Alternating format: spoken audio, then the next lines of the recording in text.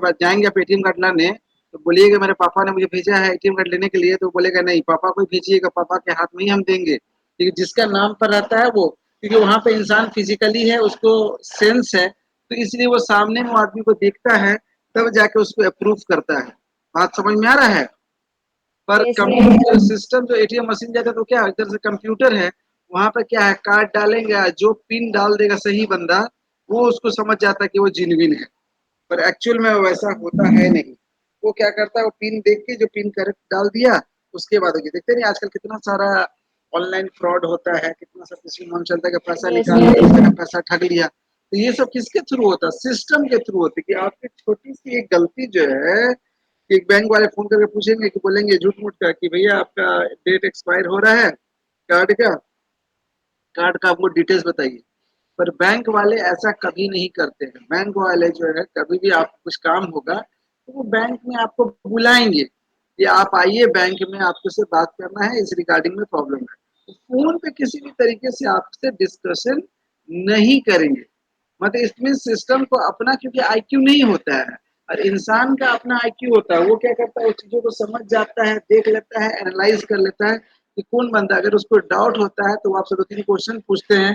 जो confidential information होता है, वो इंफॉर्मेशन जब उसको सही लगता है, मैच करता है सिस्टम के साथ, तो आपको आगे की प्रोसेस करना वो शुरू करते हैं।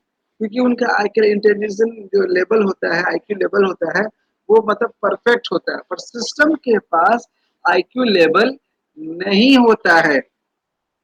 आप समझ में आया? Yes sir. हाँ, मतलब कहने में कंप्यूटर क्या एक मशीन है, कोई इंटेलिजेंस सिस्टम नहीं है जो किसी परफॉर्म टास्क को क्या करे, वो परफॉर्म करे। दूसरा पॉइंट है each instruction has to be given to the computer. मतलब हर चीज के लिए आपको क्या करना होगा, इंस्ट्रक्शन देना होगा। अब जैसे जो इंस्ट्रक्शन दिए, जैसे एक पुलिस सर्वेंट मतलब मूर्ख नौकर के जैसे ये काम करता है। जैसे आपने बोला go to the market and buy the vegetable, ठीक है, तो वो क्या करेगा, बाजार जाएगा सिस्टम और वेजिटेबल खरीद लेगा, और वो वहीं रुका हुआ रहेगा, क्योंकि आपने उसको इंस्ट्रक्शन नहीं दिया कि आपको बैक फिर आपको यहाँ घर आना है। तो वो क्या करेगा, खरीद के वहीं पे रुका रहेगा, क्योंकि जितना आप उसको बोलेंगे ना, वो उतना ही काम करेगा, उससे ज्यादा जो है वो काम नहीं करता है। इट मीन्स करने का मतलब ये नहीं कि आपने ले लिया सब्जी वेजिटेबल ले लिया तो चलो भैया आप वापस चला जाए, वो वैसा काम नहीं करेगा। मतलब आपने जितना कहा कि जाओ, तो जाके वहीं पे रुका रहेगा जब तक उसको रिटर्न कमांड ना मिल जाए। बातें समझ में आ रही है? यस मतलब सर। हर चीज के लिए आपको इंस्ट्रक्शन देना है। जैसे बोलते नहीं, कह रहे आपके पास कॉमन सेंस नहीं है कि ये करने का आपको बोलना पड़ेगा, ऐसा करना है, आप ये कर लीजिए। पर सिस्टम वो ऐसा नहीं करेगा। सिस्टम ने आपने जितना कहा वो उतना ही करेगा, उससे ना 1% आगे ना पीछे ना दाया या बाया, कुछ भी नहीं करेगा वो। तीसरा पॉइंट है a computer is not capable enough to make any decision on its own. अपने से वो कोई डिसीजन नहीं ले सकता है। अपने से इंटेलिजेंस सिस्टम उसका कोई भी काम नहीं करता है। अपने से भी डिसीजन लेने के लिए वो स्वतंत्र नहीं है, कैपेबल नहीं है। क्योंकि सिस्टम जो है, जो कंप्यूटर जो है, वो इंसान का जो इंस्ट्रक्शन होता है उसी को एकदम स्ट्रिक्टली फॉलो करता है। मतलब 100% उसी की बातों को, उसी के इंस्ट्रक्शन को सिर्फ वो क्या करता है, फॉलो करता है। उससे कुछ भी दाया बाया एक्स्ट्रा वो कुछ भी नहीं करता है। ठीक है? तो यस सर। ये डिसएडवांटेज ऑफ कंप्यूटर नंबर 1 पहले आईक्यू। ये 3 पॉइंट को पहले नोट डाउन करें, कॉपी रखे अपने पास। हाँ, नोट डाउन कर लिए ये तीनों। तीनों कर लिए? हाँ। वेरी गुड, क्या बात है, बहुत अच्छी बात है। ऐसे आप नोट डाउन करते चलेंगे तो साथ साथ और भी आपको अच्छे तरीके से सब कुछ समझ में आएगी। फिर ये डिपेंडेंसी। यस। डिपेंडेंसी का मतलब क्या हो गया, जो work according to the user instruction does the entity of the depends on the human। मतलब ये आप पर डिपेंड है। आप जब इसको इंस्ट्रक्शन दीजिएगा तो ही जो है ये काम करेगा। जैसे एटीएम मशीन के पास गए तो उसको एटीएम में मशीन में लिखेंगे 2000 रुपये चाहिए, पिन नंबर डालेंगे, तो ये इंस्ट्रक्ट होकर आपको जो है आपको रुपया विड्रॉल करके देगा। ऐसा नहीं कि आप चले गए तो आपका चेहरा देख के समझ जाएगा कि आपका कितना पैसा को निकालना है, वो निकाल के दे देगा। ऐसा नहीं है। मतलब आपके इंस्ट्रक्शन पे वो क्या है, डिपेंडेंट है। उसके बाद डिपेंडेंसी मतलब इन्वायरमेंट का डिपेंडेंसी है। मतलब ये जो वातावरण है क्या है, ये दूसरे पे ये डिपेंडेंट है। तीसरा पॉइंट है the operating environment of the computer should be dust free and the suitable. आप जहाँ पे कचरा उड़ता रहे, धूल डस्ट उड़ता रहे, वहां पर आप सिस्टम से काम नहीं कर सकते, क्योंकि थोड़ा देर काम करेंगे फिर सिस्टम के मदरबोर्ड और उस प्रोसेसर पे वो डस्ट पार्टिकल बैठ जाएगा, तो फिर वो काम करना बंद कर देगा। तो इसके लिए एक सुटेबल एक इन्वायरमेंट होना चाहिए, सुटेबल एक प्लेस होना चाहिए जिस प्लेस पे हम जो है काम कर सकते हैं। पहले के जमाने में तो कंप्यूटर के लिए एसी का एकदम मैंडेट होता था, एसी का होना एकदम मैंडेट है, मैंडेटरी है कि बिना क्योंकि उसमें से ज्यादा हीट प्रोड्यूस करते थे और कंटिन्यू जब सिस्टम चलते रहते थे तो क्या करते थे, वो ज्यादा गर्म हो जाते थे, जिसके चलते जो है उसके लिए आपको डस्ट फ्री होने के लिए एसी वाला रूम, पैक्ड अप रूम और सुटेबल सिचुएशन जो है आपको उसके अकॉर्ड से बनाना है। डिपेंडेंसी में कोई डाउट है तीनों पॉइंट में? No sir. तीनों पॉइंट नोट कर लिए? हाँ, ये भी तीनों कर ली। तीनों कर लिए, वेरी गुड।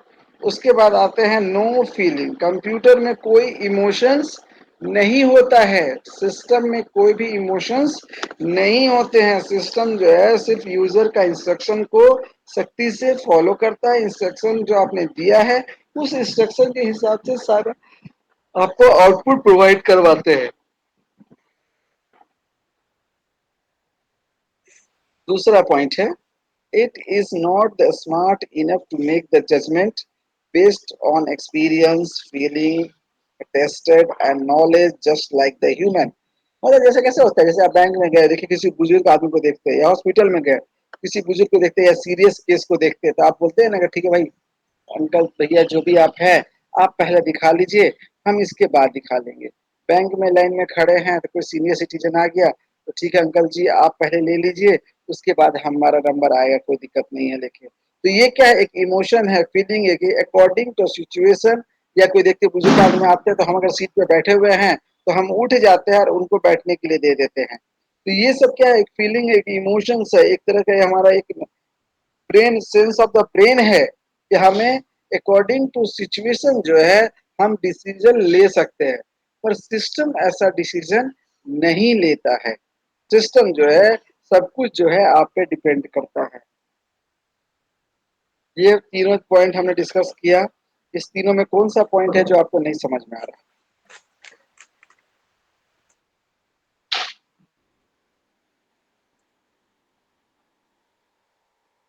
क्लियर है सर ये भी।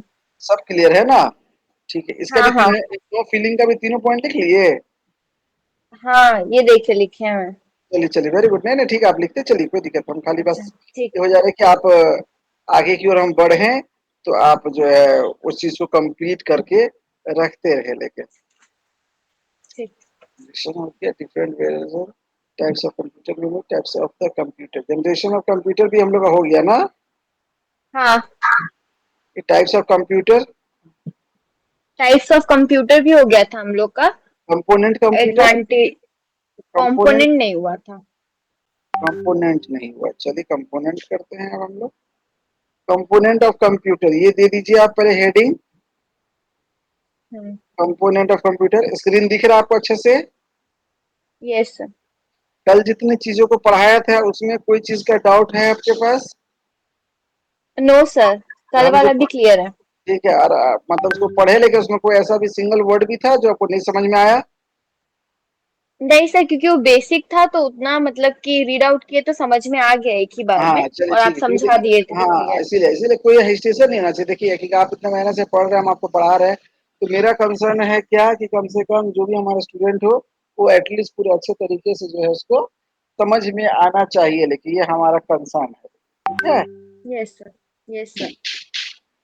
अब कंपोनेंट ऑफ कंप्यूटर सिस्टम में जो है वो तीन तरह कंपोनेंट होते हैं। एक इनपुट यूनिट होता है, एक आउटपुट होता है, और एक आपका सीपीयू होता है। ठीक है, सेंट्रल प्रोसेसिंग यूनिट होता है। ये तीन चीजों को, जो इनपुट आउटपुट इनपुट, ये होता है। अब देखिए क्या होता है, जैसे टेक द इनपुट, हम क्या करते हैं कोई भी चीज को इंसर्ट करवाने के लिए, सिस्टम में इंसर्शन देने के लिए, कंप्यूटर में करने के लिए हम इनपुट को क्या करते हैं, लेते हैं। इनपुट लेने के बाद दूसरा प्रोसेस क्या होता है, स्टोर द डेटा। डेटा को जब हम कलेक्ट करते हैं जिस इंस्ट्रक्शन के हिसाब से हम अकॉर्डिंग टू इंस्ट्रक्शन हम उस चीजों को क्या करते हैं, प्रोसेसिंग करते हैं जैसे जैसे मेरी आवश्यकताएं होते जाती है। बात समझ में आ रही है? स्टोर डेटा का टेक इनपुट, स्टोर डेटा समझ में आ रहा है? Yes sir. ये टेक इनपुट का भी लिख ले लाइन को, स्टोर डेटा को भी लिखे। और हो जाए लिखना तो हमको बताइए लिख के, ठीक है? एक मिनट सर। हाँ आराम से लिखिए, कोई हड़बड़ी नहीं है, आराम से।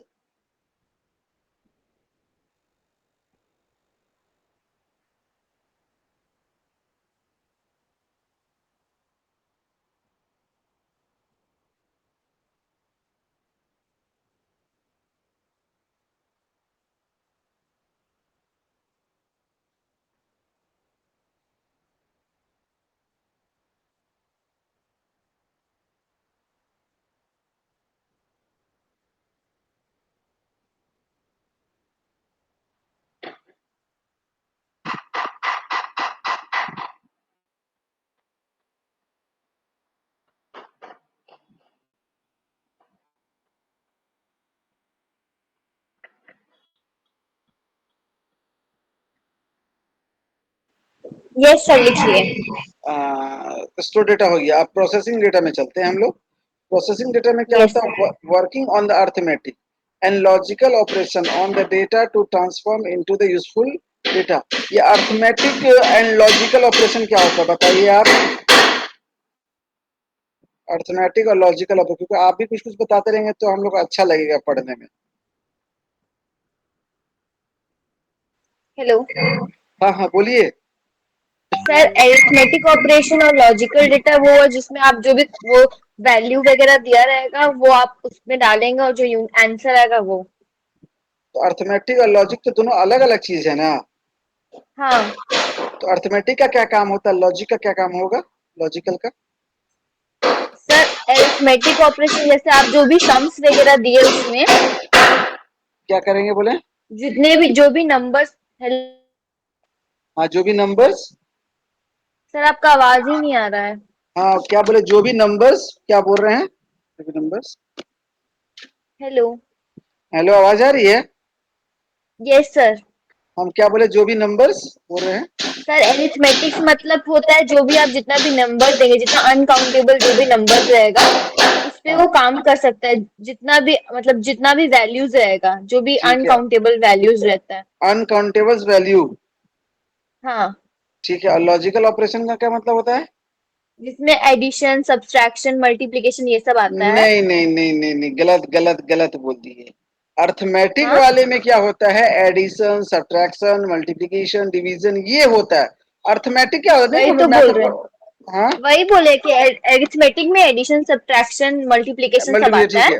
है। हाँ लॉजिकल में? हाँ, और लॉजिकल में सर लॉजिकल का नहीं, मतलब लॉजिकल का नहीं आइडिया है। लॉजिकल में क्या हो गया? मतलब जो भी हाँ बोलिए बोलिए। जैसे इंग्लिश का जो भी वर्ड हो गया, जैसे कि जैसे कि? जो भी इंग्लिश रिलेटेड, जैसे जो भी हम नहीं लोग जैसे यूज देखिए, करते हैं। लॉजिकल वर्क का मतलब क्या हो गया, जैसे greater than, less than, greater than अच्छा। इक्वल टू, अच्छा, less greater than. Than, less than, हाँ। हाँ लॉजिकल का मतलब ये हुआ ना कि उससे बड़ा है, अच्छा, बराबर है, इक्वल, उससे हाँ हाँ। छोटा है, इक्वल टू है कि नॉट इक्वल टू है। ये हुआ लॉजिकल ऑपरेशन, ठीक है।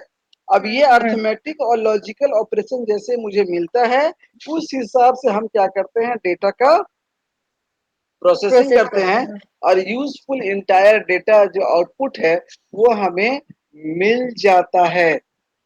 बात समझ में आई?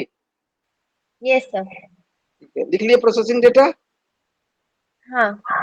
ठीक है, उसके बाद आते हैं आउटपुट इंफॉर्मेशन में। आउटपुट इंफॉर्मेशन में क्या होता है कि अब जब हम जो ये भी कर लिए, इनपुट भी ले लिए, स्टोर भी करवा रहे हैं, अब प्रोसेसिंग जो भी कर, आंसर आएगा प्रोसेसिंग आ गया, तो ये सब सारा चीज हम्म होने के बाद हमें तो एक आउटपुट आएगा ना मेरे पास ना। कोई वैल्यू मिलेगा, हाँ। हाँ जो वैल्यू मिलेगा, जो मेरे लिए यूजफुल होगा, जो हमने कैलकुलेशन दिया, जिस मकसद से, जिस पर्पज से हमने दिया, वो पर्पज हमारा सॉल्व होना चाहिए ना। तो वो अगर हमने करेक्ट इनपुट दिया है तो करेक्ट हमें आउटपुट मिलेगा। अगर करेक्ट इनपुट नहीं देंगे तो आउटपुट में क्या हो जाएगा, गलत हो जाएगा। Yes sir.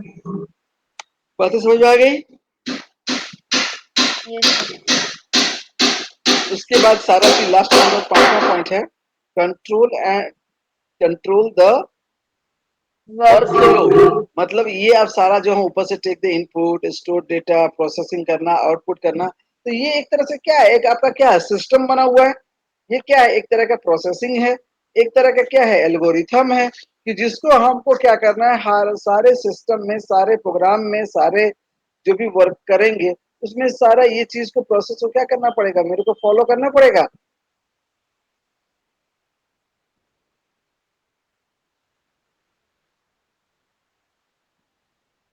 क्या फॉलो करना होगा कि नहीं? Yes sir. हाँ, तो ये सारा चीज हो गया, मतलब कंट्रोल द फॉलो, मतलब हम जो भी चीज को डाल रहे हैं, डेटा दे रहे हैं, उसको मैनेज करना है, क्या उसका मेथड है, क्या उसका प्रोसेसिंग है, क्या उसका प्रोसीजर्स है, और वो ऑपरेशन किस तरह से परफॉर्म कर रहा है, ये सब सारी बातों को हमें क्या करना है, ध्यान में रखना है लेकर। ये बाकी सारे पॉइंट को नोट डाउन कर लीजिए।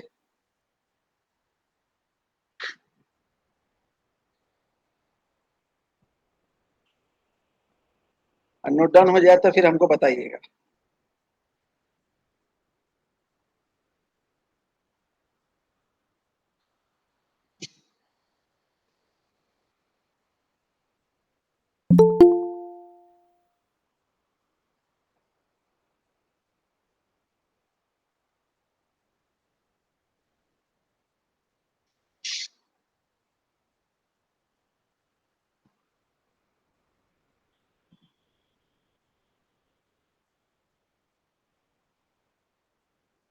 नोट डाउन कर रहे हैं ना? Yes sir. हाँ, करिए आराम से।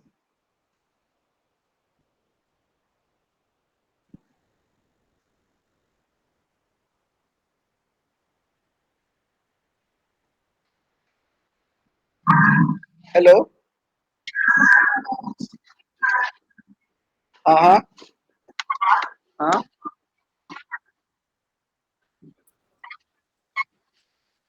हाँ, अभी तो वही सारा चीज आपका जो है, फंडामेंटल कंप्यूटर्स का जो है, types of computer, generation of computer, ये सब तो एक बार क्या स्क्रीन स्क्रॉल करके उनको दिखा दे सारा चीज, ज्यादा अच्छा रहेगा, यही ना?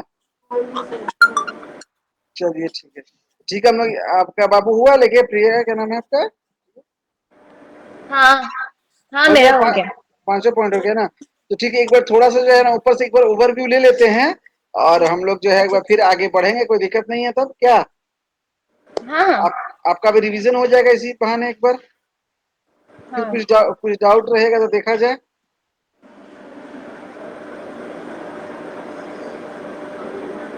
चलिए, जो नए स्टूडेंट किए हैं उसको बता दे, फंडामेंटल ऑफ कंप्यूटर्स। आपको स्क्रीन दिख रहा है जो न्यू स्टूडेंट ज्वाइन किए हैं? हाँ। ठीक है, लेके चलिए। अब कंप्यूटर के बेसिक के बारे में कुछ आइडिया है आपको, कि कंप्यूटर एकदम कुछ फ्रेश है पूरा, वो बताइए। फ्रेश है सर। पूरा फ्रेश है, हाँ चलिए, अच्छी बात, इसलिए शर्माने वाली बात नहीं है, स्टेशन नहीं होना चाहिए। जो चीज नहीं समझ में आया आप पूछते रहिएगा, हम आराम से बताते रहेंगे, क्योंकि ये ऑनलाइन क्लासेस है, तो आपकी तरफ से भी रिस्पॉन्स मुझे मिलना चाहिए, क्योंकि हमें पता नहीं चल पाएगा कि आपको समझ में आया कि नहीं आया। तो आप वहां से क्वेश्चन करेंगे तो हमको ज्यादा बेहतर समझ में आया कि आपको समझ में आ रहा है कि नहीं आ रहा है, देखिए ठीक है। Okay sir. ठीक है, क्या नाम हुआ आपका? अंकित। हाँ, अंकित जी। ठीक है, अंकित जी देखिए, अब क्या है इसमें हमारे पास, जैसे पहले दिया fundamental of the computer basic, तो पहले फंक्शनलिटी ऑफ द कंप्यूटर्स। तो पहले सिंपल सा बात है, हम क्या करते हैं, डेटा को क्या करना है, एक्सेप्ट करना, मतलब इनपुट को एक्सेप्ट करना। मतलब कोई भी अगर काम करना है, कुछ भी करना है, मुझे कोई फंक्शन एग्जीक्यूट करवाना है, तो उसके लिए हमें क्या चाहिए, डेटा की जरूरत होगी। डेटा क्या होता है, हमारा रॉ मटेरियल होता है। रॉ मटेरियल का मतलब होता है, जैसे आपको चाय एक बनाना है, सिंपल सा बात है, तो उसके लिए चाय पत्ती, चीनी, वाटर, ये सब सारी चीजें क्या है, रॉ मटेरियल है।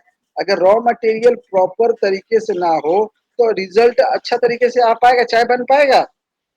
नहीं। नहीं बन पाएगा। उसी तरह से कोई भी डेटा इंफॉर्मेशन हमें चाहिए, लेकिन तो हमें डेटा चाहिए होता है। डेटा क्या, उसका ऑपरेशन होने के बाद क्या होता है, वो इंफॉर्मेशन बन जाता है, और इंफॉर्मेशन के बाद जो है वो हमारे लिए नॉलेज बन जाता है। पहले क्या होता है, हमारे पास डेटा लेके आए, जब डेटा रहेगा तो आपके पास दिमाग में घुसेगा, "ओ, ये चीज़ होता है, इन्फॉर्मेशन मिल गया मेरे को।" और जब आपके पास इन्फॉर्मेशन आ गया, तो ऑटोमेटिक है कि आपका नॉलेज एनहांस हो जाएगा। जब तक आपको नॉलेज नहीं था, तब तक आपको कोई बोल देता था, आपको विश्वास हो जाता था। पर जब के पास आपके पास इन्फॉर्मेशन आ गया, डेटा आ गया, इनपुट्स आ गए, तब तो आपको कोई बेवकूफ नहीं बना सकते हैं, क्योंकि आपके पास तो सारा रॉ मटेरियल है, इन्फॉर्मेशन है। तो कोई अगर गलत कुछ बोलेगा तो आप बता सकते हैं कि नहीं भैया ये गलत है, ये सही है, क्योंकि इसका पुख्ता मेरे पास क्या है, प्रमाण है, प्रूफ है लेके। जब कब बोल पाइएगा, जब आपके पास सही इनपुट होगा, रिसोर्स होगा, तभी ना आप बता पाएंगे। सही इंटेलिजेंस सिस्टम आपका काम करेगा तो। क्या मेरी बातें समझ में आ रही तो बोलिए हाँ, नहीं तो ना बोल दीजिए, नहीं सर आपका बातें मुझको समझ में नहीं आ रहा, क्या बोल रहे हैं आप। समझ रहे सर। क्योंकि हम जितना मेहनत कर रहे हैं आपके साथ में, हम चाहते हैं कि अपने स्टूडेंट को, बच्चों को अच्छा से अच्छा क्वालिटी चीजें बता पाए, समझा पाए, जितना हम आपके पास वक्त दे पा रहे हैं। दूसरा पॉइंट आता है, save the data instruction in the memory and utilise the when required. अब ये बात है कि जैसे आप कहीं पे काम करने की कुछ कर रहे हैं, जैसे आपने रिज्यूमे बना दिया, बायोडाटा आपने बनाया लेके, ठीक है। अब जैसे बायोडाटा बना दिया तो आप क्या डेली या बायोडाटा बनाइएगा? नहीं बनाइएगा। एक बार आपने बायोडाटा बना लिया और उसको क्या कर दिया, सेव करके अपने व्हाट्सएप में या जीमेल में, जहां पर भी आपको रखना को उचित स्थान लगा, आपने उसको सही जगह पे रखा। क्योंकि फ्यूचर में जब फिर कोई मांगेगा आपसे, रिज्यूमे चाहिए, आपको दीजिए कंपनी में ज्वाइनिंग करना है, बायोडाटा मांगेगा, तो उसके बाद का जो खाली एक्सपीरियंस आपको एक्स्ट्रा कुछ अगर हुआ होगा, आप उसमें सिर्फ उसको ऐड कर देंगे। अब प्रिंट कमांड दे के अब फटाक से वहां पर उसको जो है प्रिंट दिए नहीं दिए, नहीं तो सिंपल सा बात है, सॉफ्ट कॉपी ही आप उसके मेल आईडी में या व्हाट्सएप आईडी में, उस व्हाट्सएप में भेज दीजिएगा। जिससे क्या होगा, इंस्टेंट जो है आपका चीजें उसके पास आसानी तरीके से उसके पास पहुंच जाएगा। तो जब उसको हम लोग क्या करते हैं, जब उसको हम सेव करके रखते हैं, हमारे मेमोरी में रहता है, तो जब हमें जरूरत पड़ा, हमने उसको दे दिया। अब जैसे हमारे पास बैंक का जैसे होता है, तो ऑनलाइन जैसे बैंक का अपना व्हाट्सएप रखे, ऑनलाइन बैंकिंग रखे हुए, तो अब उसमें हमको देखना है कि मेरा क्या क्या ट्रांजेक्शन हुआ, तो ट्रांजेक्शन में क्लिक करते हैं तो सारा ट्रांजेक्शन हमको दिख जाता है। अब पर्टिकुलर इंडिविजुअल आदमी को हमने क्या क्या ट्रांजेक्शन किया, तो उसमें क्लिक करते हैं, तो उस आदमी को हमने कब कब पैसा दिया, कब कब उससे हमने लिया, तो सारा चीज आपके पास स्टोर रहता है कि नहीं रहता है। हाँ। तो ये यूटिलाइजेशन कर रहे हैं, मतलब हमको जैसा रिक्वायरमेंट था, जैसा इन्फॉर्मेशन था, मतलब फ्यूचर में जब भी जरूरत पड़े तो हमें बार बार वो ऑपरेशन को रिपीट ना करना पड़े। क्योंकि ऑपरेशन को बार बार रिपीट करेंगे तो क्या होगा, वो टाइम टेकन लगेगा, जॉब उसमें समय वक्त लगेगा। तो सिस्टम हम इसलिए लेते हैं, सिस्टम का यूज हम इसलिए करते हैं क्योंकि हमें बार बार जो है कि उस समय की बचत हो, क्योंकि उस समय में हम क्या कर सकते हैं, दूसरा वक्त काम कर सकते हैं। मेरी बात समझ में आ रही है? Yes sir. जैसे आजकल देख लीजिए, बहुत कल्चर है आईटी कंपनी में ऑनलाइन वर्क फ्रॉम होम का, देख ही रहे होंगे। बहुत सारा चीजें जो है वर्क फ्रॉम होम, जैसे फ्लिपकार्ट हो गया, अमेजोन हो गया, ये सब बड़ी बड़ी जितना कंपनी हो गया, टीसीएस, विप्रो, इन्फोसिस, ये सब क्या कर दिया, वर्क फ्रॉम होम कर दिए। क्या हो गया, आप जहां पर हैं, कोरोना के बाद से, पहले कोरोना से पहले ये कल्चर नहीं था, कोरोना में ये कल्चर आ गया कि भैया ऐसा नहीं कि आदमी अगर बाहर नहीं निकले तो वो काम धंधा बंद कर दे। वैसा कल्चर नहीं, ऐसा चीज नहीं होना चाहिए। तो उसके लिए उन्होंने क्या किया कि वर्क फ्रॉम होम, आप सिस्टम से बैठे बैठे ही सारे काम को एग्जीक्यूट कर सकते हैं, आपको कहीं इधर से उधर जाना नहीं पड़े। तो इससे दोनों आदमी को फायदा हो गया कि आप जो है अपने टाइम के हिसाब से अपना काम कर रहे हैं, आपको आने जाने का ट्रांसपोर्टेशन में खर्चा बच गया। लेकिन आप दिल्ली मुंबई शहर में अगर जाते हैं बस ऑटो से, तो 2-3 घंटा जाने में, 2-3 घंटा आने में लग जाता है, ट्रैफिक में इतना देर, तो वो समय आपका बच गया। आप घर में आराम से। हेलो, कुछ बोल रहे हैं क्या? नहीं नहीं। नहीं ना, नहीं। ठीक है। तो ये समय जो है आपका क्या हो जाता है, ऑनलाइन वर्क फ्रॉम होम में समय बच जाता है आपका। आप अपने हिसाब से टाइम, मीटिंग जो होता है वो सेट हो जाता है कि मेरा इतना बजे से मीटिंग है, उससे पहले ही बाद में अपना जो भी काम है अपना कंप्लीट करके आप सिस्टम पे के पास बैठ के अपने बॉस से मीटिंग के साथ में आप जुड़ जाते हैं। जैसे जैसे वो इंस्ट्रक्शन आपको देते हैं, आप उस हिसाब से क्या करते हैं, वर्क करना शुरू कर देते हैं। तो जिससे कंपनी की बचत हो गई, कंपनी में चर्चा कि चलो आने का टीए डीए सब जो है वो देने से हम बच गए। कंपनी में जो लाइट पंखा एसी चलता था वो बच गया, कैंटीन में जो सब्सिडी खाना दिलाना पड़ता था वो बच गया। ये कंपनी अपने हिसाब से सोच रहा फायदा हो गया, कुछ सैलरी भी कम दे देंगे, काम चलेगा। एम्प्लॉय भी सोच रहा है कि आने जाने में इतना टाइम वेस्ट होता था, हरासमेंट होता था, थक जाते थे, तो हमारे को भी घर में बैठे बैठे आराम से काम मेरा चल रहा है, 2 पैसा कम भी मिलेगा, तो कम से कम जो मेरा ट्रांसपोर्टेशन का खर्चा आ रहा था वो तो बच रहा है ना मेरा भी, उससे बच रहा है तो उस हम्म हिसाब से कम पैसा मिल रहा तो मेरा काम चल जा रहा है लेकर। ये वर्क फ्रॉम होम का कल्चर आ गया। वर्क फ्रॉम होम का ऐसा नहीं है कि कोई काम करने में इफिशिएंसी कम हो जाएगी या प्रोडक्टिविटी कम होगी। आप जैसे सिस्टम में पहले काम करते थे ऑफिस में जाके सेम टू सेम करते कि वहां पे भी जाके आप सिस्टम में ही काम करना है, घर में भी जो है या कहीं पे भी बैठ के जो है आपको सिस्टम में ही काम करना है। तो जब सिस्टम में ही काम करना है तो ये फ्लेक्सिबिलिटी हो गई आपके पास कि आप अच्छे तरीके से आराम तरीके से कहीं पर भी वर्क कर सकते हैं। बातें समझ में आई सर आप लोग को? हाँ चलिए ठीक है। तीसरा, execute the data and convert the useful. अब जो डेटा हमने लिया, अब डेटा को क्या करेगा, वो मैनिपुलेट करता है कि जैसा यूजर ने इंस्ट्रक्शन दिया था, यूजर के इंस्ट्रक्शन के हिसाब से उसका मैनिपुलेशन होता है। मैनिपुलेट होने के बाद फिर यूजफुल इंफॉर्मेशन जो है आपको मिल जाता है। बात समझ में है?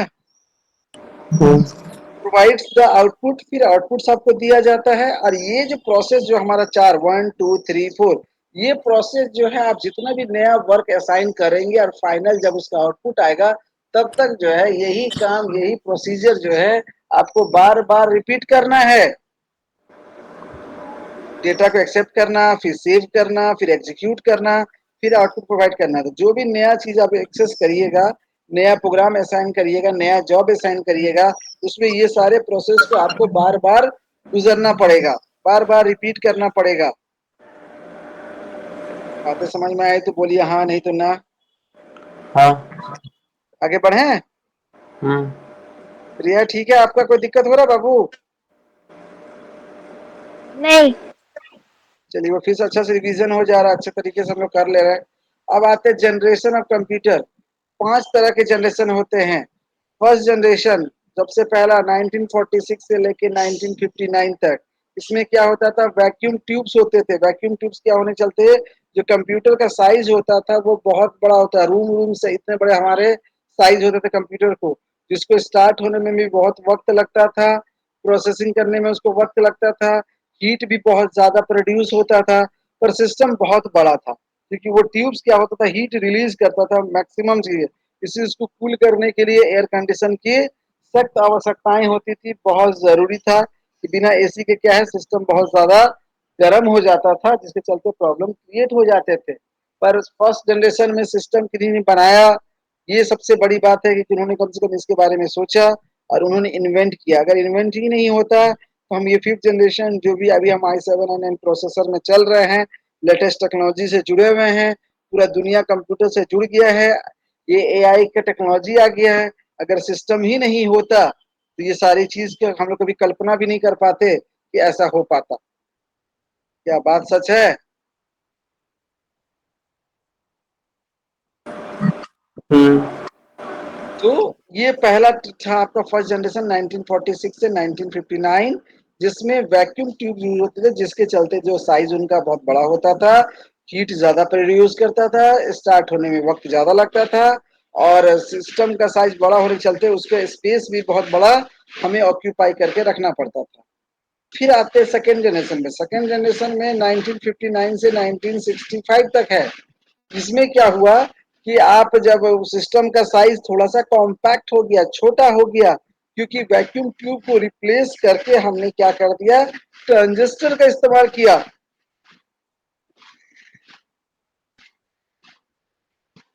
ट्रांजिस्टर का साइज जो है वैक्यूम ट्यूब्स के कंपैरिजन में बहुत छोटा होता है। सिस्टम जो है फर्स्ट जनरेशन से सेकंड जनरेशन में साइज बहुत कॉम्पैक्ट हो गया, हीट उतना प्रोड्यूस नहीं करने लगा। उसके बाद जो प्रोसेसिंग थी वो भी फास्ट हो गए, सिस्टम का साइज भी कॉम्पैक्ट हो गया। ये सब उनके फायदे होने लगे। फिर थर्ड जनरेशन में आ जाते हैं। 1965 से 1971 तक है। इसमें क्या था आपका, इंटीग्रेटेड सर्किट। अब ये क्या हो गया, इसमें भी प्रोग्रामिंग लैंग्वेज अब यूज होने लगा, इंटीग्रेटेड सर्किट आईसी आ गया, तो ये और भी छोटा हो गया, और भी फास्ट हो गया, और भी प्रोग्रामिंग लैंग्वेज सपोर्ट करने लगे। रेलवे का रिजर्वेशन डेटाबेस में भी काम करना हम लोग शुरू कर दिए। तो ये और भी ज्यादा एडवांस हो गया, और भी ज्यादा इको फ्रेंडली हो गया, और हम इजी टू कन्वीनियंट इसको क्या करने लगे, यूज करना शुरू कर दिए। कोई दिक्कत यहाँ तक की बातों में?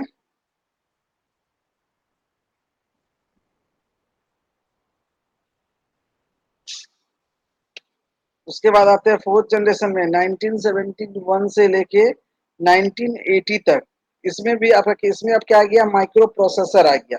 माइक्रो प्रोसेसर में आने के चलते इसमें क्या हो गया कि और भी ये फास्ट हो गया, और भी जो है ये हाईटेक हो गया, और कंप्यूटर के नए नए टेक्नोलॉजी के साथ में जो है ये जुड़ता चला गया।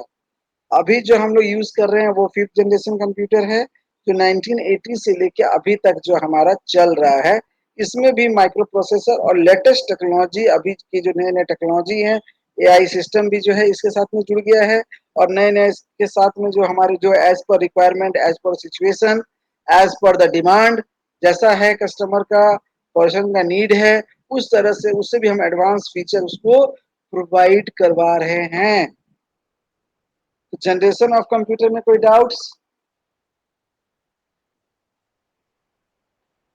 जनरेशन ऑफ कंप्यूटर में कोई डाउट्स है?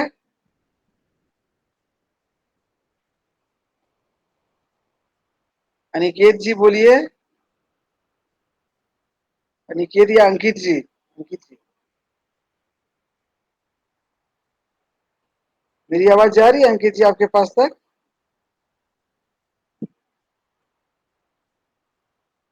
जी आपके पास जा रही है आवाज? Yes sir. Ankit ji connect हैं क्या? देख नहीं पा रहे उनको। हाँ, है। अंकित जी मेरी आवाज जा रही है अब तक? अंकित जी मेरी आवाज जा रही है तो आप रिस्पॉन्स करें। हाँ सर, आ रहा सर, आ रहा। मेरा फोन थोड़ा हैंग हो क्या गया हो था। गया था? हम इतना देर बोल रहे, इतना देर के बाद रिप्लाई कर रहे हैं, क्या कोई सर मेरा दिक्कत? फोन हैंग हो गया सर, हम बार बार क्लिक कर रहे थे, उसमें हो ही नहीं रहा था। अरे बाप रे, बड़ा दिक्कत है। लेकिन अभी फिर ठीक हुआ? हाँ ठीक हो, अभी आप फिफ्थ जनरेशन पढ़ा लेते हैं, वही देख रहे थे। चलिए, जनरेशन ऑफ कंप्यूटर का कोई दिक्कत है सर आपको? नहीं नहीं ना? नहीं नहीं। चलिए अब हम लोग आ जाते हैं टाइप्स ऑफ कंप्यूटर में। टाइप्स ऑफ कंप्यूटर में क्या होगा हमारा? पहला है पर्सनल कंप्यूटर। पर्सनल कंप्यूटर का मतलब हो गया जो पीसी हमारे और आपके पास होता है, डेस्कटॉप और लैपटॉप। ठीक है? Yes sir. डेस्कटॉप और लैपटॉप ये बेसिकली हम लोग जो है अपने घर में एक समय में एक ही काम करते हैं। इसको आसानी से एक जगह से दूसरे जगह हम आसानी से ले जा सकते हैं। इसमें अपना पर्सनल स्टोरेज यूनिट होता है, इनपुट डिवाइस होता है, आउटपुट यूनिट होता है, और एक क्या होता है, सेंट्रल प्रोसेसिंग यूनिट होता है।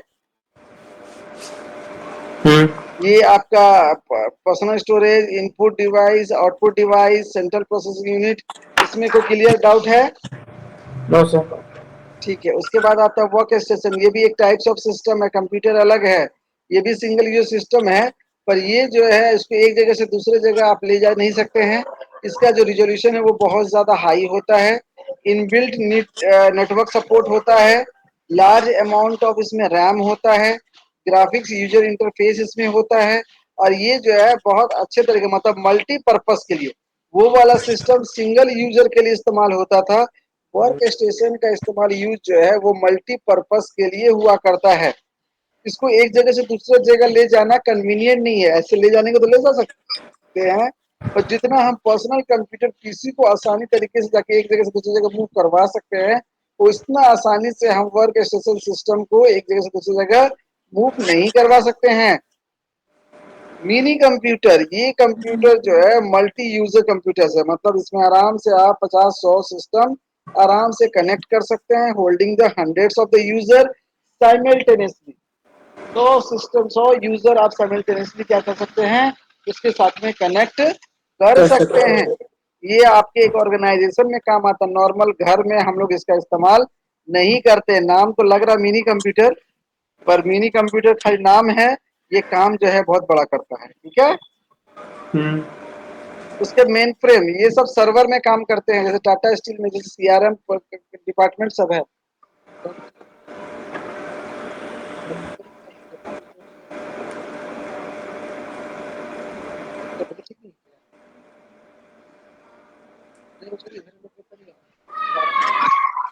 ठीक है? तो मेन फ्रेम वाले में क्या होता है, मेन फ्रेम वाले में क्या होगा, ये कंप्यूटर कैपेबल है हंड्रेड्स ऑफ यूजर साइमल्टेनियसली और designing use to the large form के लिए। ये लार्ज ऑर्गेनाइजेशन के लिए जो है हम लोग इसका इस्तेमाल करते हैं। और ये जो है जिसमें डेटाबेस के लिए भी हम लोग बेसिकली इसका यूज करते हैं।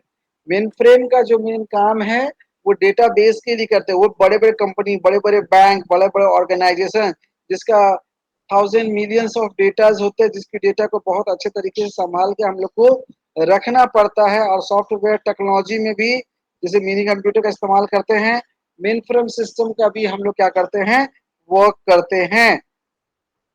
उसके बाद आते हैं सुपर कंप्यूटर। अब इससे बड़ा कुछ नहीं होता। जैसे आपका वेदर फोरकास्टिंग हो गया, साइंटिफिक रिसर्च सेंटर हो गया, इसरो हो गया, नासा हो गया, ये सब हो गया, टेलीकम्युनिकेशन हो गया, 5G हो गया, ये सब जो लेटेस्ट टेक्नोलॉजी जो है जिसमें बहुत व्यापक तौर पे जो सिस्टम की जरूरतें होती है, बड़े बड़े साइंटिफिक जो इंजीनियरिंग में जो ऑपरेशन की जरूरत होती है, तो दिस इज इसमें किस तरह कंप्यूटर यूज होता है, सुपर कंप्यूटर। ये अभी का सबसे लेटेस्ट कंप्यूटर है, सबसे हाई कॉन्फ़िगरेशन का सिस्टम है। जनरली ये नॉर्मल किसी कंपनी ऑर्गेनाइजेशन में इसका यूज नहीं किया जाता है क्योंकि ये बहुत ज्यादा कॉस्टली होता है। मेन फ्रेम तक जो है वो भी बड़े बड़े कंपनियों में मेन फ्रेम का भी यूज बड़े बड़े कंपनियों में ही होता है। छोटे मोटे कंपनी में भी मेन फ्रेम का इस्तेमाल नहीं किया जाता है। ये टाइप्स ऑफ कंप्यूटर में mini, main frame, super super PC, इसमें कोई डाउट है मन में किंतु परंतु है तो बताइए। No sir. आगे बढ़े। जी आपको कोई दिक्कत बाबू? No sir. चलिए अब उसके बाद आ जाते हैं एडवांटेज। फटाफट थोड़ा स्पीड में चलते हैं। हाई स्पीड, हम सिस्टम में क्या करते हैं, वेरी हाई स्पीड, बहुत फास्ट ये हम इसमें काम करते हैं। और कैलकुलेशन जो है huge amount of data, calculation भी जो है ज़्यादा से ज़्यादा मात्रा में, जो बड़े से बड़े कैलकुलेशन को भी आसानी तरीके से विद इन ए सेकेंड के अंदर में ये कर देता है। Computer has the unit of speed, micro second speed होता है, नैनो होता है, ये पिको होता है। मतलब ये इसके यूनिट है कि धीरे धीरे जैसे जैसे स्पीड बढ़ता जाता है हम उसके जो आपके जो यूनिट्स हैं उस यूनिट्स का मेजरमेंट भी धीरे धीरे हम इंक्रीज करते जाते हैं। और डिफरेंट डिफरेंट यूनिट से हम लोग उसको बदलते रहते हैं। जैसे सेकेंड हो गया, आवर हो गया, मिनट हो गया, ये एक ही चीज के टाइम के ही यूनिट हैं, पर सबका अलग अलग समय में अलग अलग यूज होता है। हर का एक अपना अपना स्पीड होता है, अपना अपना एक अलग, सबका एक सिंबल्स होते हैं, एक अपना अपना उसका सबका एक यूज करने का तरीका होता है। It can process millions of the computation calculations in a fraction section। जितने millions of the, जितने भी वर्ड आपको बोलने में लगे वो सारा कम पड़ जाएगा, पर इसको कैलकुलेशन करने में विद इन सेकेंड आप इंटर मारिएगा, रिजल्ट आ जाएगा। ऐसा नहीं है कि आप इंटर मारे और एक दो घंटा आप इंतजार करेंगे तो रिजल्ट आएगा। ऐसा काम फर्स्ट जनरेशन सिस्टम में हुआ करता था, उसमें थोड़ा सा वक्त लगता था। पर अभी का सिस्टम में क्या है, आप यहाँ इंटर मारेंगे, फटाक से आपको लगेगा कि एकदम विद इन सेकेंड, क्या सेकेंड भी नहीं, इससे भी बहुत कम तो है, वो इतने समय में आपका वर्क जो है, काम जो है वो क्या होता है, कंप्लीट हो जाता है। तो कितना फास्ट हो गया, इंसान कभी भी सोच के भी इतना फास्ट काम नहीं कर सकता है। It can process million of computation calculation mini second में, फ्रैक्शन सेकेंड में ये करके तैयार करता है। हाई स्पीड के पॉइंट में कोई डाउट है अंकित जी? No sir. ठीक है। उसके बाद एक्यूरेसी पे आते हैं। एक्यूरेसी मतलब क्या होता है कि अब जो हम काम इतना तो स्पीड में कर रहे हैं तो अच्छी बात है। अब काम स्पीड हो रहा है तो ऐसा नहीं गलती भी करते जाए दुनिया भर का, जितना काम स्पीड में कर रहे हो उतना ज्यादा गलती हो रही है, मिस्टेक हो रही है। वैसा नहीं होना है, काम भी एकदम एक्यूरेट होना है, सही सही होना है। The calculation are the 100% error free. System में जब भी काम करेंगे वो क्या होगा, आपका 100% एरर फ्री होता है। तीसरा point, computers perform all the job with the 100% accuracy. Accuracy का क्या मतलब होता है बताइए अंकित जी?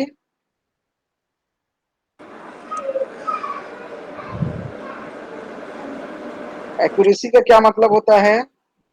एक्यूरेसी मतलब क्या बोले, बोलिए तो बोलिए ना, कोई बात है, गलत सलत कुछ भी दिक्कत है। हम लोग टू वे कम्युनिकेशन चाहते हैं कि ग्रेजुएशन ये सब वाले कोर्स में, हम लोग प्रोफेशनल वाले कोर्स में टू वे कम्युनिकेशन होता है। ऐसा नहीं है कि आप बोलेंगे तो गलत होगा, हम हमेशा सही बोलेंगे, ऐसा नहीं है। यहाँ टू वे है। आप कुछ अगर एक्स्ट्रा नॉलेज होगा तो आप मेरे साथ शेयर करें कि सर हमने ये कुछ नया नया चीज सीखे हैं, ये कितना हद तक सही है, ये क्या इसमें है। हम कुछ सीखते हैं तो आपसे साथ शेयर करते हैं। इस तरह से हमारा नॉलेज क्या होता है, इनहेंस होता है। क्योंकि वन वे कम्युनिकेशन करके कितना भी करेंगे ना तो उतने अच्छे तरह से हमारी एक्यूरेसी नहीं आ पाएगी। एक्यूरेसी का मतलब क्या होता है प्रिया बाबू, आपको मालूम है एक्यूरेसी का मतलब? Yes sir. बोलिए। मतलब एक्यूरेसी मतलब एकदम एक्यूरेट आंसर आना चाहिए, मतलब एकदम यस, सही एक्यूरेसी का आंसर मतलब होना होता है चाहिए। सही सही। एक्यूरेसी का मतलब होता है सही सही, मतलब हम जितने भी काम कर रहे हैं, जितने भी जॉब कर रहे हैं, जितने भी वर्क कर रहे हैं, उसका जो रिजल्ट है वो 100% जो है सही आना चाहिए। यह सही आता है। सिस्टम में जो भी काम करते हैं, जो भी वर्क करते हैं, उसका रिजल्ट 100% सही आता है।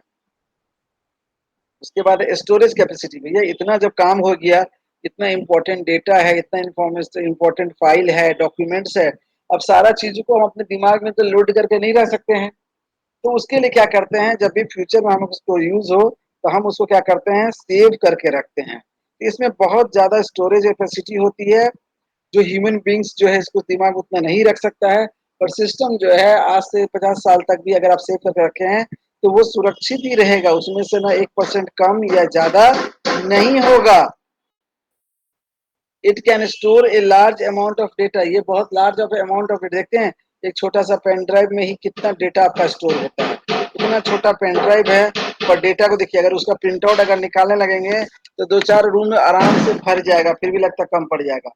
पर एक छोटा सा पेन ड्राइव, देखिए आपका कितना इंपॉर्टेंट फाइल, इंफॉर्मेशन, सब कुछ जो है आपका जो है एकदम छोटे सी चीजों में दुनिया भर का फाइल डॉक्यूमेंट्स रखा हुआ है।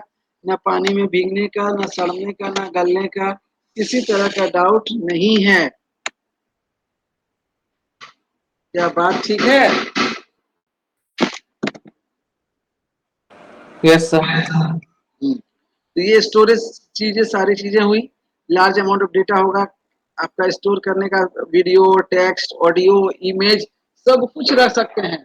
और किसी को भी जब चीज आप प्रेजेंटेशन दिखाइएगा तो ये ऑडियो, वीडियो, टेक्स्ट दिखा के, अगर किसी चीज, जैसे अभी अभी हमको बोल रहे हैं, साथ ही साथ में आपको ये डिस्प्ले भी दिख रहा है। अगर ये डिस्प्ले नहीं दिखता और हम खाली बोलते रहते तो आपका ध्यान इधर उधर भटक जाता या उतना आपका कंसंट्रेशन नहीं होता। पर ये स्क्रीन दिख रहा है तो आप, हम हो सकता है कोई चीज बोलना भी भूल जाते होंगे, तो आपको नजर पड़ रहा है कि हाँ ये चीज है, ये चीज सर क्या होता, थोड़ा सा बताइए। तो ऐसे सिर्फ हम आपको बोलते रहेंगे तो हमने क्या बोला पीछे 2 लाइन 5 मिनट पहले, वो भी आपको याद नहीं रहेगा। इसमें क्या है कि आपको हमने जो बोला वो आपको दिखाया, उसके बाद आपने उसको क्या किया, नोट डाउन कर लिया। तो ये सब सारा चीज को जब आप देख रहे हैं, एब्जॉर्व कर रहे हैं, तो आपका नॉलेज जो है, आपके जो सेंस है, वो ज्यादा इनहेंस हो रहा है, इंक्रीज कर रहे हैं।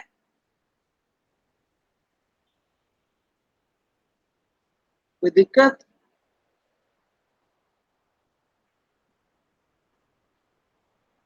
No sir. यहाँ तक में कोई कंफ्यूजन नहीं ना? नहीं। चलिए, फिर डेलीशन से लेके ये क्या होता है आपका, lack of the concentration, monitoring करना, अनलाइक द ह्यूमन बींग। ये सब ह्यूमन बींग्स में क्या होता है कि टाइटनेस हो जाता है, वो क्या होता है, थक जाता है। 2-4-5 घंटे जब आप काम करिएगा तो आपको थकावट महसूस होगा, तो आप उतने कंसिस्टेंसी से काम नहीं कर पाएंगे। जैसे ऑफिस आप सुबह में जाते हैं और शाम में जब वापस आते हैं तो कितने टायर्ड हो जाते हैं कि अरे बाप रे, दिन भर बहुत काम किए, बहुत थक गए, बहुत हरासमेंट हो रहा है, अब थोड़ा सा आराम किया जाए। सिस्टम के साथ में ऐसा नहीं होता है। सिस्टम क्या करता है, कंटिन्यूअसली 24 घंटे, 7 दिन, वीक का 365 दिन, साल का, वो कंटिन्यूअस एक ही रिदम में क्या करता रहता है, वर्क करता रहता है। 1 मिनट रुकिएगा थोड़ा सा।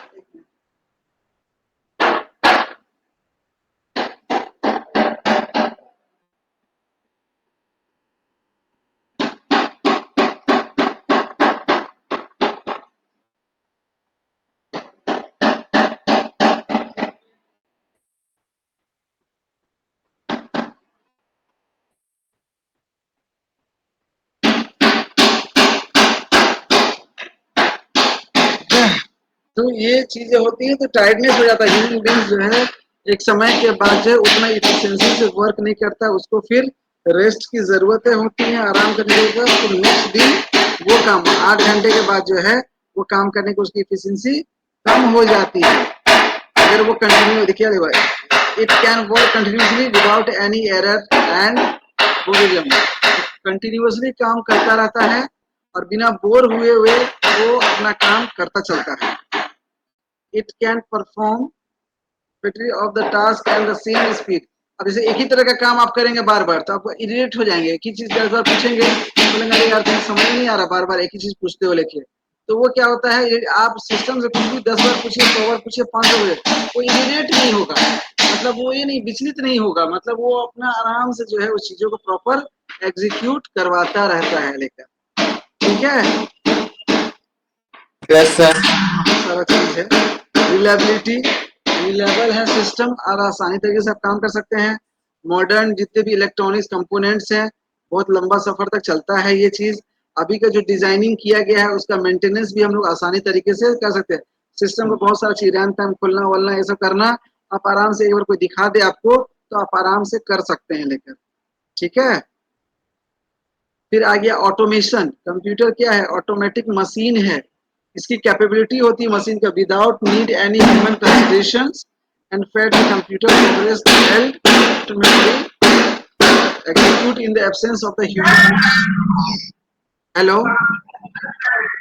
आवाज आ रही है?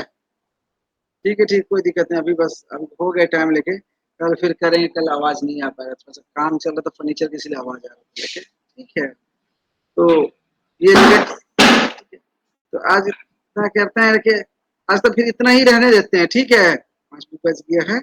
अब कल जो है ना फिर जो है हम लोग इससे आगे बढ़ेंगे एक बार। ठीक है, आज तक जितना पढ़ा उसमें कोई डाउट है? हाँ आज के पढ़ाई में कोई डाउट है? आज के पढ़ाई में कोई डाउट नहीं ना है? No sir. चलिए No, तो फिर sir। सर इसका चलिए फिर कल पीडीएफ भेज मिलते हैं। दीजिएगा ठीक ना, है, इसका पीडीएफ भेज दीजिएगा। ठीक है, ओके, बाय बाय। ठीक है, हेलो सर, हाँ बोलिए बोलिए। इसका पीडीएफ भेज दीजिएगा ना सर। ठीक है, इसका भेज देंगे आपको। ठीक है, ठीक। पर कल से अगर क्लास में रहेंगे ना तो कॉपी भी रखिएगा, तो नोट डाउन भी करेंगे साथ साथ में। ठीक है, ठीक सर। ठीक है, चलिए, okay, bye bye, take care.